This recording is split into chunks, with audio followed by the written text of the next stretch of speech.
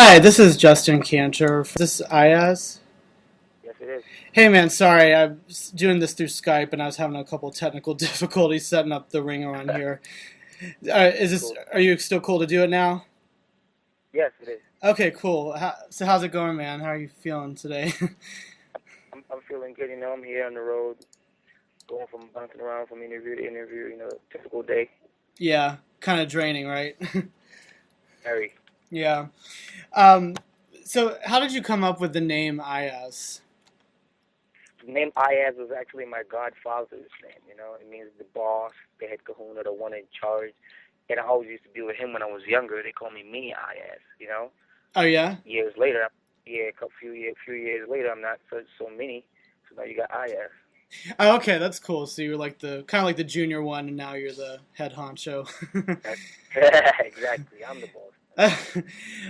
So you're from the British Virgin Islands, which I Yep. know many people think of it or know it just as an exotic tourist destination, perhaps. Can you give a snapshot of what your daily life was like growing up there, day to day? Oh man, my daily life, you get up, you wake up, eat breakfast, you go to school. It's just like any place else, besides the fact that we have 98 degrees in the shade all year round. Yeah, you know, that's a little different. even winter is hot. Even winter is hot, but it's the same routine stuff that everybody else goes through. You go to work, you go to school, you do the dishes, you make your bed. It's the same stuff. Yeah, Only thing is like when we get hot, we just instead of jumping in the pool, we just jump in the ocean. right, right. You got the natural surroundings. Exactly. So, what's your earliest memory of music? Um, I don't know how old I was. I think I was younger than 10, but Hmm. it was a Christmas concert for school. Oh yeah. Yep. Were I you was only 7. were you singing in it, or what was going on? Yeah, I was. I was singing. It was myself and my cousin. We did a duet together What did because you she sang sing? too. We sang. Oh my goodness, what was the song? I don't remember what the song was name, but it was talking about oh your names and the gift goes on. It was The a gift Christmas goes song on. and the gift Okay, goes. Yeah. that's cool. So, who did you enjoy listening to as a kid? Who inspired you? Oh man, I used to listen to my mom and dad sing all the time, but apart from them, Bob Marley. I used to listen to some gospel, Hmm. like Yolanda Adams, I'm sorry. What was the last thing Chris, you said? Yolanda Adams. Oh, Yolanda Adams. Oh yeah, I always Yeah, think of that song she did. Can you reach my friend? yeah, man. It's just everybody like powerful voices, and that's all I used to hear when I was growing up. So definitely big influences on my music life. So, did you spend all of your childhood in the British Virgin Islands, or were there any other places that you grew up in as well? Nah, I grew up most of my life there. I moved to the States like in 2005, so I was there all my life. And did you move to the States to go to college? Yep, I went to Rhode Island to study video and audio production, and then I was doing my bachelor's in digital recording arts. So, what was that like transitioning to life in Rhode Island? The only difference was the climate, you know. And I had to wake up early enough for school. So that's the crazy part, Scars classes are like 7:45 in the morning. I'm like, oh my goodness, Uh huh. you know. And then sometimes you wake up and it's like 12 degrees outside, I know. Well, and that's crazy. I went to school in Boston at Berkeley College of Oh my Music, goodness. Yeah, you definitely know what time it is. but I had cousins in Rhode Island. But I was just curious because, like Rhode Island, to me, from the just the one or two times I was there, it seemed like it'd be a much more subdued environment, kind of. But I don't know. Maybe I'm wrong about that. I mean, did you get any feel for what it was like to be, like a resident there? Just like living day to day and stuff. Yeah, it was. To me, it was almost like the islands. There's nothing to do unless you have like people with you. Oh yeah. And definitely we had like a lot of people from the islands there, so it was like we still in the islands. Yeah, well, Yep. that's cool. Then that made you feel a little more like home. Then, what was the name of the college that you went to there? New England Institute of Technology. Okay, what would you say were the highlights of your learning experiences there? What did you get out of that program that you did? And Well, I'm in the engineering because definitely, like most of the songs, if not all of the songs in my album, I engineered. Oh, really? You know what I'm saying? Yeah, I did that myself and JR. I actually engineered Replay by myself before JR got a chance to do anything Oh, to wow, it. I didn't know that. That's So, pretty cool, man. yeah, so I know how to work around, mix a board, and get what I want. But it helps to have JR there too, because makes the process even faster. And then he has his own little creative ears too, so which helps. So you're still doing what you're doing, but now you've got some extra resources. Exactly.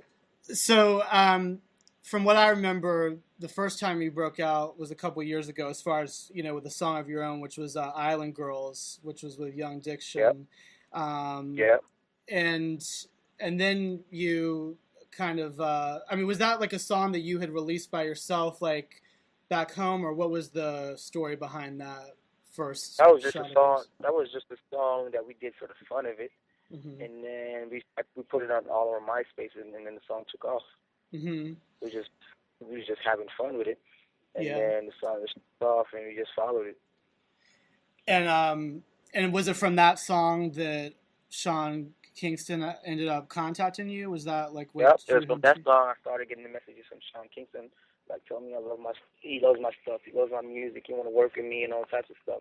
And then after that, he like it was a week of messages, and I didn't actually believe it was him, so I just kept deleting the messages. Mm-hmm. And then finally, I gave him my number, and then we go on Skype and actually I saw it was him. And then he comes back from Japan the following day and flies me to meet him in Florida.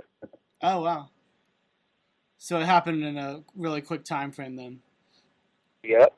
So what is his role in your career at this point? Because you guys are obviously, it wasn't just like he discovered you and that was it, but you have like a working collaboration, right?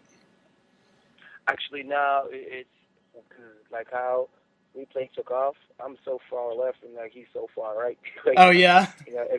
everybody's basically doing their own thing right now. And then like I don't know the last time I saw him. Actually, I saw him. I saw him last Sunday because we was on the same show. So unless we're on the same show, I actually don't get to see him.